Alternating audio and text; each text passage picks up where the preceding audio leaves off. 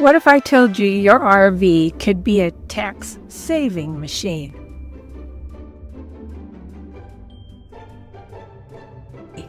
I'm going to tell you about 12 RV tax hacks that the IRS doesn't want nomads to know.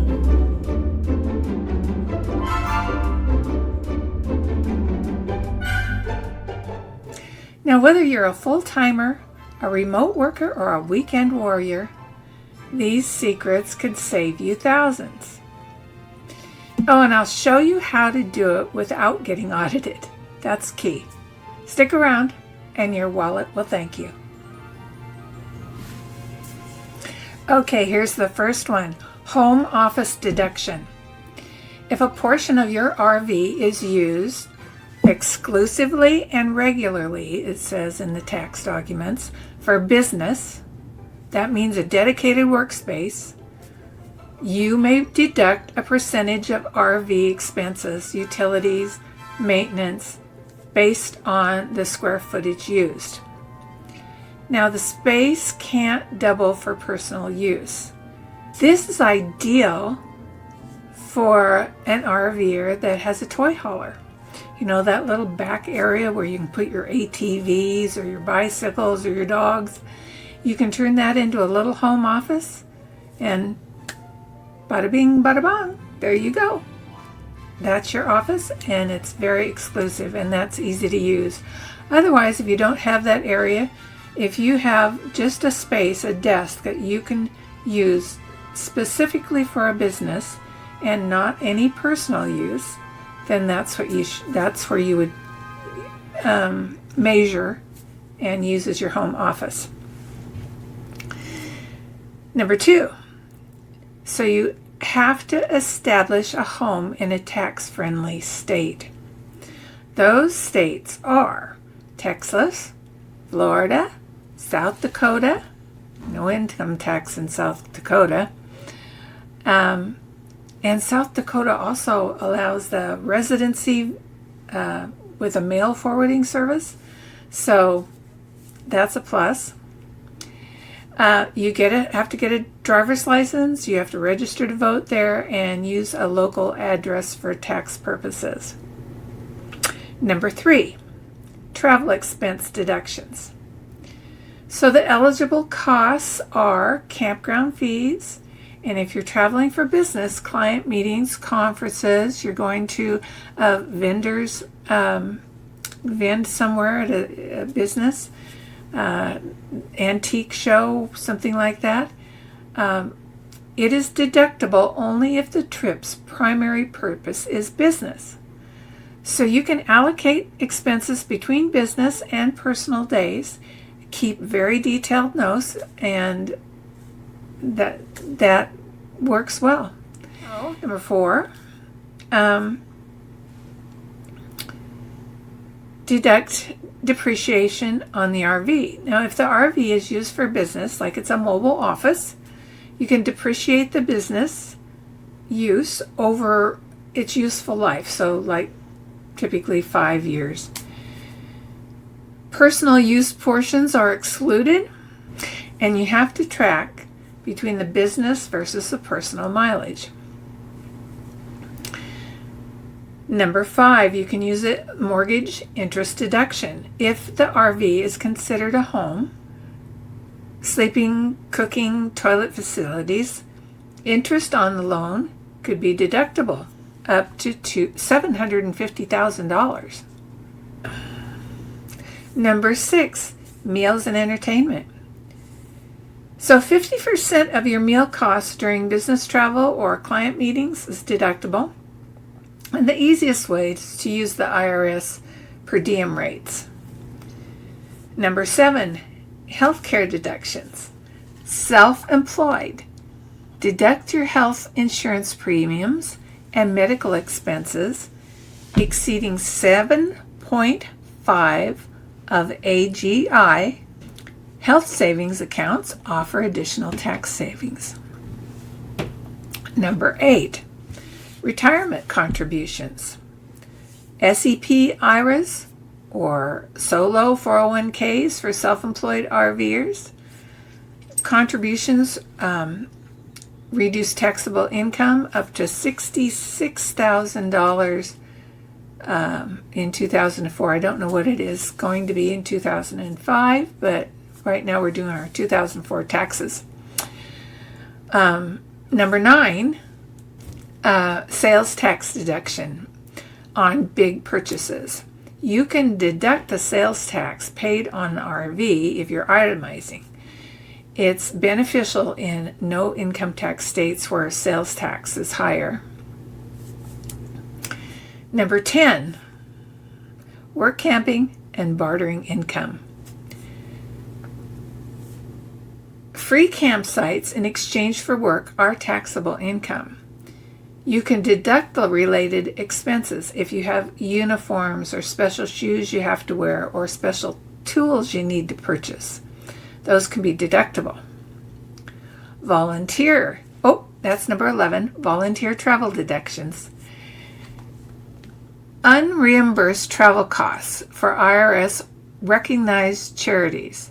So your mileage to and from volunteer sites at 14 cents a mile in 2024. 12. Self-employed RVers must pay quarterly taxes to avoid penalties. And you have to use 1040 ES. It's a new rule where you have to pay quarterly taxes no matter how small your business is.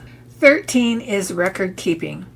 Apps like QuickBooks, MileIQ, or Expensify to track expenses and mileage and receipts are really key to keeping you on track. Maintain logs for at least 3 years.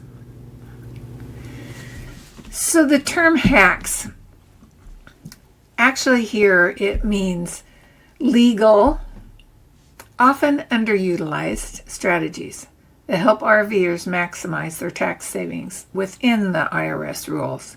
They're not loopholes. They're not shady tricks. They're creative ways to find ways to leverage existing tax laws tailored to nomads. So here's why they're considered hacks. 1, they turn everyday RV costs into deductions. 2, they exploit the mobile home advantage, claiming your RV as a home for mortgage interest deductions or domiciling in a no-income tax state.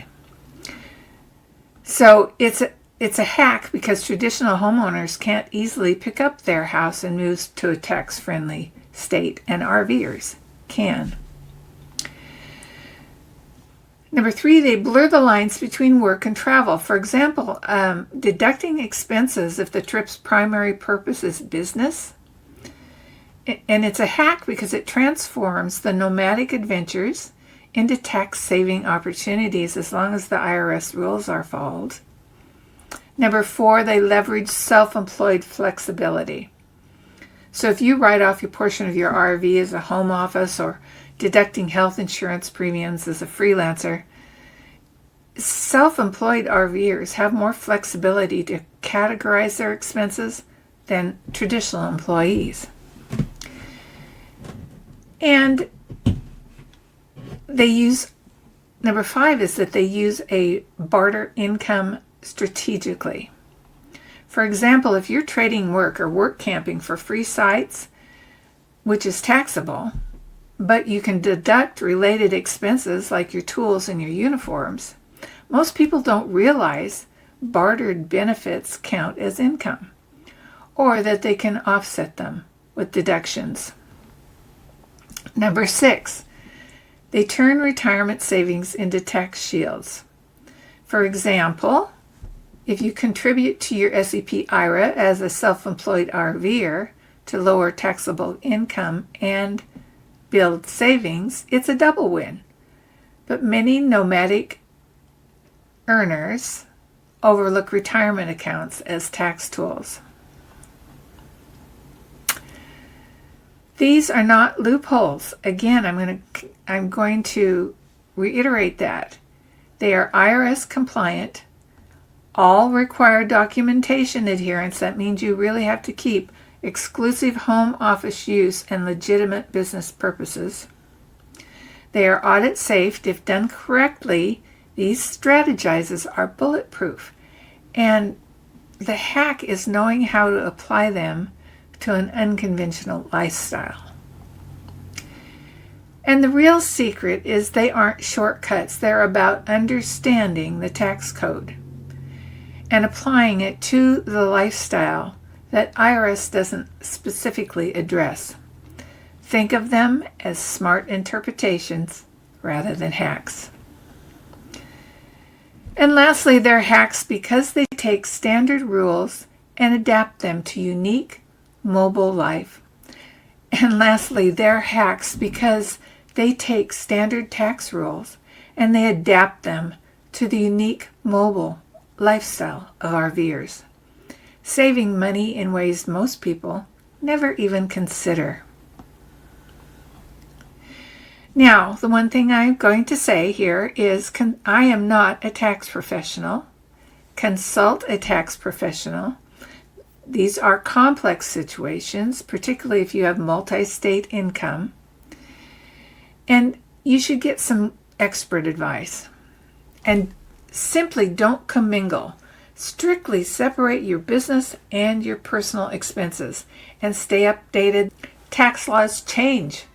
Follow the IRS guidelines or subscribe to tax newsletters. And you will find that by leveraging these strategies, you can optimize your tax outcomes while complying with the IRS regulations. And always validate these with the tax advisor to tailor approaches to individual circumstances. I'm glad you stopped by to see me today, and I hope that these strategies will help you taking care of your taxes now and in the future. And until I see you next time, be happy, be safe, and watch your pennies. Bye-bye.